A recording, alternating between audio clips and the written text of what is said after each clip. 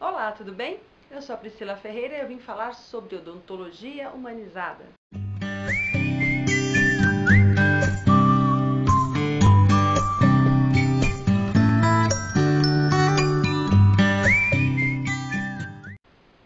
Quem nunca passou uma raiva quando teve que ligar para uma operadora de celular ou então para sua operadora de TV a cabo e tomou aquele chá de cadeira com aquele monte de ura, né? Aquela ligação.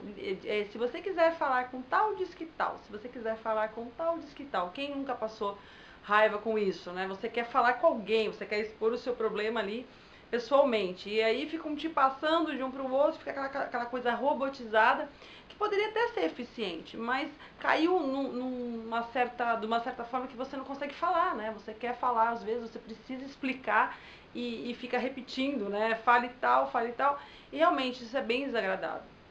Como era bom quando você podia ligar e conversar com um atendente, realmente explicar a sua situação. E eu não sei se vocês perceberam que isso tem mudado, isso tem voltado. Por quê? Porque realmente o nível de reclamação começou a chegar a um ponto muito grande.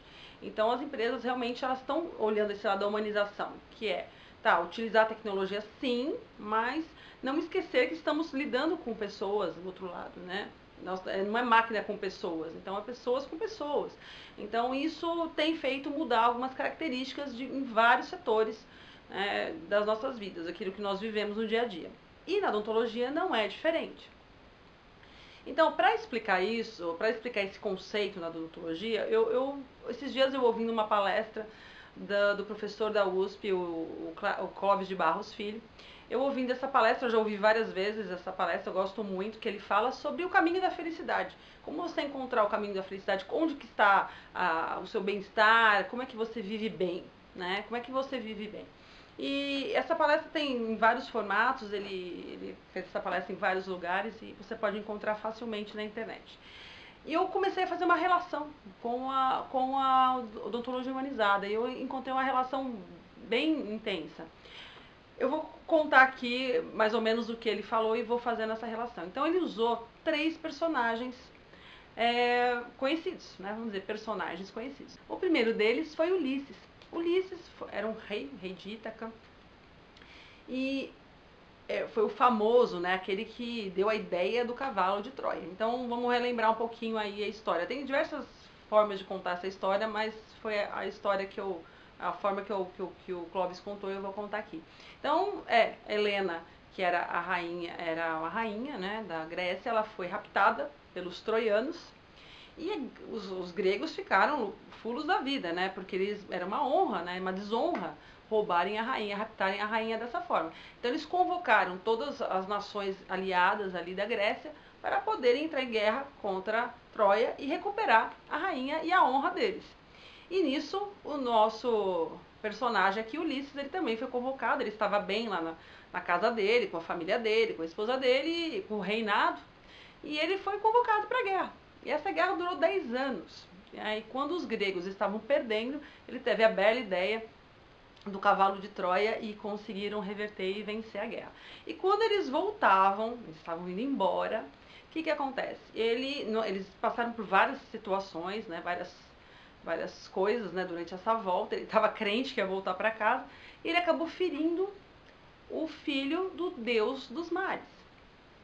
E no que ele feriu, o pai ficou furioso. Né? Isso é mitologia grega, né, gente? Então é um aspecto mitológico, simbólico, para explicar o que eu quero dizer. Então ele feriu esse filho dos deuses dos mares e ele ficou muito bravo. E ele começou a jogar uma série de empecilhos, né? Então a tripulação praticamente foi embora todos. Mas o Ulisses ele tinha uma protetora, uma deusa protetora que o guardava. E toda essa tribulação, ele foi cair numa ilha com a deusa Calypso, que, segundo dizem, ela era uma deusa, realmente uma deusa grega. E ela se apaixonou por ele, ele ficou ali e ela fazia de tudo para ele. Então ele estava num lugar maravilhoso, sendo servido, com uma mulher que fazia tudo por ele, mas assim mesmo Ulisses não estava feliz, ele queria voltar para a casa dele, ele queria voltar para a esposa dele, que era a Penélope, e ele queria voltar para a casa dele. Então todos os dias ele ia para a praia e ficava imaginando ele voltando para a casa dele. Até que um dia esse castigo, vamos dizer assim, que para muitos seria uma bênção, né? Para ele era um castigo, cessou a fiel escudeira dele lá, a deusa conseguiu interferir ante a Zeus, né? O rei os deuses dos deuses. E aí ele foi liberado, mas Calypso ainda fez uma tentativa. Falou, ó, eu vou deixar você aqui, eu te dou tudo, né? Eu te dou, você vai ser Deus, você vai ser imortal, você não vai envelhecer, você vai ficar do jeito que você tá, e você vai ser servido, e assim mesmo ele não quis. Ele quis ir para o canto dele. O que eu vejo, onde entra a humanização nisso? Nós só conseguimos ser realmente felizes no nosso lugar, naquele lugar que está preparado para nós, no lugar que foi reservado para podermos utilizar nossas habilidades. Então, modelos de certo ou errado, consultório, né, o dentário tem que ser assim, tem que ser assado, isso é muito relativo, porque cada um tem sua ideia de sucesso, cada um tem a sua ideia de felicidade. Então, é difícil passar modelos. Então, a odontologia humanizada não existe um modelo, né? Não existe assim, o consultório tem que ser assim, padronizado, não. Tem que ser de acordo com o nicho que você escolheu, de acordo com o tipo de pessoas que você quer atender, o tipo de atendimento que você quer realizar. Esse é a primeira parte. Então, essa primeira parte, o que eu quero deixar bem claro que é a humanização? O dentista tem que estar no lugar que ele realmente quer estar. Ele não deve estar em outro lugar porque aparentemente todo mundo acha bom.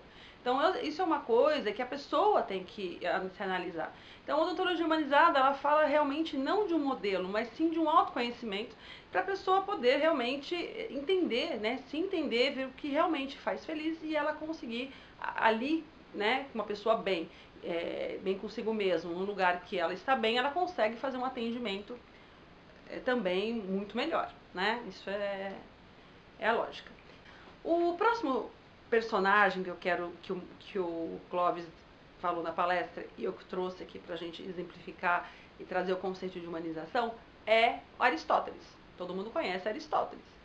E o Aristóteles dizia o seguinte, que um homem para viver bem, para atingir aquele nível onde ele fala eu vivo bem, é quando ele atinge a sua excelência, quando ele busca o seu melhor. É aquilo que é chamado de insatisfação positiva, né? Aquela coisa sempre de você querer mais. Não é a reclamação. A insatisfação negativa é quando você vive reclamando e não sai do lugar. A insatisfação positiva é quando você tem aquela sensação de que você quer melhorar, né? Você quer buscar por uma melhora na sua vida profissional, enfim, na sua vida, na sua evolução como ser humano. Então, isso encaixa perfeitamente também na odontologia humanizada. É a busca pela técnica melhor, pelo produto melhor, aquele que vai causar menos dano ao seu paciente. É isso, sabe? Utilizar terapias complementares para poder ajudar no tratamento, não se desfazendo das convencionais. A odontologia humanizada ela não ignora as convencionais, pelo contrário, ela utiliza terapias complementares para complementar aquilo que já é a técnica natural, né? A técnica convencional. Então, quando você busca essa excelência como profissional e como ser humano, você consegue atingir um patamar diferenciado diante do cliente. Então, automaticamente, você acaba se diferenciando. E o outro personagem que ele cita é Cristo.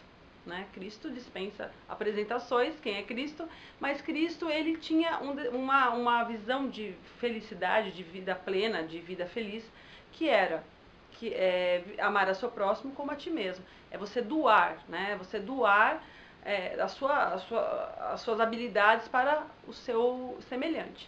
Então essa é a visão de Cristo sobre isso que ele ensinou sobre você ter uma vida realmente boa, satisfatória, que encaixa totalmente na humanização. É quando você olha o seu paciente com olhos de compaixão, né?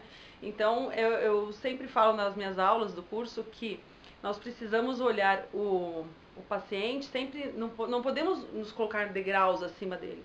né? Dependendo do nicho que você trabalha, seja qual for, ele é uma pessoa, ele é hipossuficiente, ele não conhece a temática, ele pode até fuçar no Google hoje em dia, mas você é o profissional. Então você também não se pode se colocar ali no topo, eu sou profissional e pronto, não é isso. Tem que se colocar um degrau acima para que você consiga puxar a pessoa para o seu lado. Se você se coloca lá em cima, no degrau, você não alcança a pessoa. Essa é um exemplo bem óbvio do que acontece. Então, você tem que estar mais próximo do seu paciente possível, com consciência. Porque muitos acabam, às vezes, se rebaixando para conseguir o paciente. Não é essa a ideia. A ideia é você se colocar um degrau acima, para que você enxergue a situação, olhe aquele paciente com compaixão e possa trazê-lo para você e fazer com que realmente você possa ajudar aquela pessoa a realizar o tratamento dentário e um aspecto geral da pessoa, porque nós sabemos o quanto nossa profissão influencia em todo o organismo, na estética, enfim, várias situações. Mas basicamente é isso. Então, nós como dentistas, nós podemos realmente utilizar a nossa profissão além da técnica, né? Você pode realmente fazer o bem, você pode realmente utilizar aí os ensinamentos de Cristo sem religiões à parte, né? Mas é um ensinamento para a sua fidelização dos seus pacientes, para você realmente ter uma vida plena profissional. Então, esses 3 pilares são importantíssimos na humanização. A humanização tem 10 premissas, né, que eu não vou discorrer agora aqui, mas esses 3 pilares é indispensável. Você saber onde você está, no lugar que você quer, no lugar que você está feliz, né, e estar bem, e também fazer a sua parte diante da sociedade, né, como ser humano mesmo. Então é isso, espero que vocês tenham gostado, que tenham entendido. Compartilhe esse vídeo para que esse conceito venha a ser semeado, venha a ser divulgado e até o próximo. Um abraço!